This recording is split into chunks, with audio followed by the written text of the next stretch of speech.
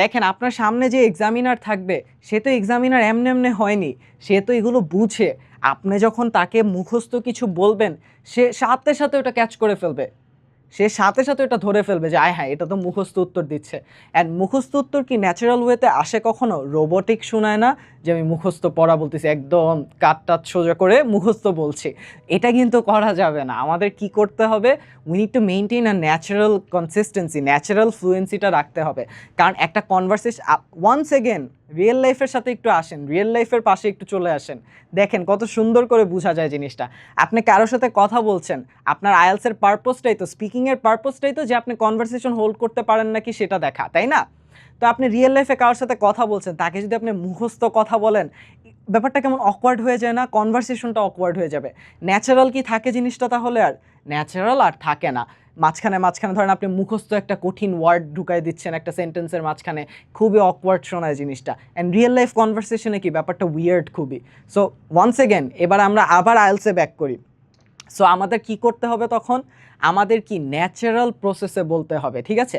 আমরা মাথায় রাখবো কি? আমরা মাথায় রাখবো স্ট্রাকচারটা। আমরা কোনো শব্দ বা ফ্রেজ এগুলো মুখস্থ রাখবো না। আমরা মাথায় রাখবো স্ট্রাকচার, যে কোন স্ট্রাকচারটা আমার ফলো করতে হবে। আমাকে একটা কোয়েশ্চেন জিজ্ঞেস করা হচ্ছে, আমি তখন স্ট্রাকচারটা কি জানি? আমাকে কোয়েশ্চেন অ্যাস্ক করা হলে আমি যে স্ট্রাকচারটা ফলো করব সেটা হচ্ছে কি? আমার answer, reason and example, that's the structure. মাথায় শুধু স্ট্রাকচার থাকবে, বাকি যত শব্দ এবং কনভারসেশন সেগুলো আমাদের কিভাবে আসতে হবে? ন্যাচারালি আসতে হবে। দ্যাটস দ্য কি। কঠিন করার দরকার নেই, কঠিন ওয়ার্ডসেরও দরকার নেই। মেইন ফোকাসটা হচ্ছে ফ্লুয়েন্সি অ্যান্ড ন্যাচারাল জিনিসের উপর, ঠিক আছে? আচ্ছা দেখেন, এই যে আমরা অনেকে কী করি, অনেকে ইউটিউব থেকে মেমোরাইজ করে আসি। আমরা ইউটিউবে অনেক দেখি যে ওই যে top 50 phrases to use in your IELTS speaking exam, top 10 ওয়ার্ডস বা এরকম আমরা ওয়ার্ডস শিখে আসি। এখন সেগুলো শিখা কিন্তু খারাপ না। অবশ্যই আপনি আপনার ব্রেইনের ভোকাবুলারিটা বাড়াচ্ছেন, তার রেঞ্জটা বাড়াচ্ছেন, যে আপনি নতুন ওয়ার্ডস জানেন, নিউয়ার ফ্রেজেস জানেন, you know a lot of stuff. আপনি এগুলো শিখছেন, ঠিক আছে, ভালো করে শিখবেন অবশ্যই, কিন্তু সেগুলো মুখস্থ বলা যাবে না, সেগুলো ন্যাচারালি আনতে হবে। অ্যান্ড ন্যাচারালি আনার জন্য আমি আপনাদের ছোট্ট একটা ট্যাকটিক বলি, খুবই ছোট একটা ট্যাকটিক। স্পিকিং প্র্যাকটিস কিন্তু আপনি ঘরে, বাহিরে, উঠতে বসতে, খাইতে ঘুমাইতে করতে পারবেন, ঠিক আছে? কারণ স্পিকিংয়ের জন্য জাস্ট কথা বলা, এই ছোট প্র্যাকটিসটা হচ্ছে যখনই একটা নতুন ওয়ার্ড শিখবেন ওই ওয়ার্ডটাকে রিয়েল লাইফে অ্যাপ্লাই করা শুরু করবেন। সাপোজ ফর এক্সাম্পল, একটা কুইক এক্সাম্পল দিয়ে দিই, সেটা হচ্ছে কি, আপনি ধরেন একটা ওয়ার্ড শিখছেন কি, পারচেস। আমরা অনেকে বাই ওয়ার্ডটা ইউজ করি, যে কোনো কিছু কিনবো, আমি কোনো কিছু কেনার সময় এখন আপনি বাইয়ের একটা সিনোনিম শিখেছেন পারচেস, ঠিক আছে, কিন্তু স্পিকিংয়ে বলার টাইমে সেটা ঠোঁটের আগে আপনার চলে আসতেছে না, আপনার ওই ঘুরে ফিরে বাই ওয়ার্ডটাই চলে আসতেছে।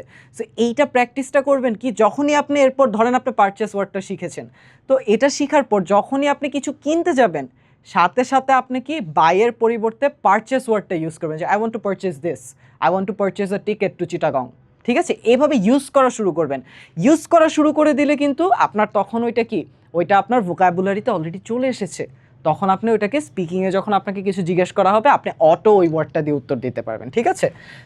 আচ্ছা দেখেন একটা এক্সাম্পল দেখেন, যে tell me about your family.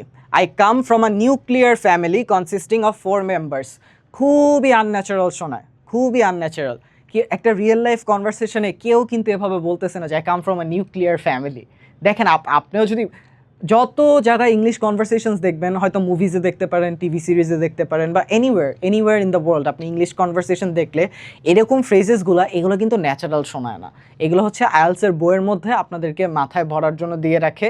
আর এগুলো আমরা অনেকে মুখস্থ করি, কারণ আমরা আসলে বুঝি না যে আমাদের এক্সামে চাচ্ছেটা কি।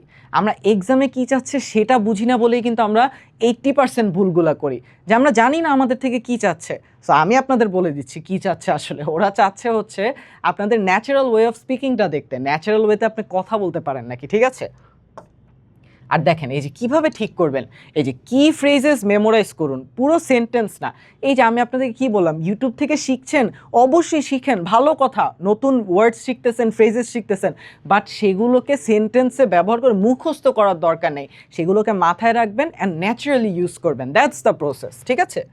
আচ্ছা দেখেন এই যে সঠিক উত্তরটা এক্সাম্পল হিসেবে কীভাবে দিতে পারবেন আপনি। My family is small, just me, my parents and a younger sister. We are very close. We eat dinner together every evening and chat about our day. For instance, my sister always shares funny stories from school. এই যে আপনি আপনার ফ্যামিলির ব্যাপারে বললেন, আপনি for instance লাস্টে একটা এক্সাম্পল দিয়ে দিচ্ছেন ছোট, আপনি একটা স্টোরি বলতেছেন, দেখছেন রিয়েল লাইফ কনভারসেশনটা কেমন। ধরেন এটা বাংলায় যদি হতো, আপনি বলতেন না আরে আমরা 4 ভাই বোন, আমার বোন আমাকে অনেক ফানি ফানি গল্প বলে স্কুল থেকে এসে, মানে দেখতেছেন কনভারসেশনটা কেমন গল্পের মতো আকারে দাঁড়ায়।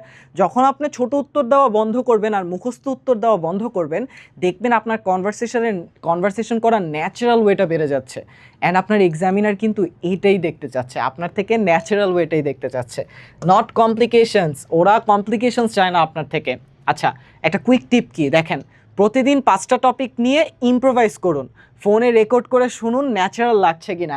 দেখেন আপনিও কিন্তু ক্যাচ করতে পারবেন যে আপনার ভয়েসটা কি রোবোটিক শোনাচ্ছে নাকি রোবোটিক শোনাচ্ছে না, বুঝছেন? সো দ্যাটস ওয়াই নিজেকে নিজে যাচাই করতে পারবেন। Easy practice.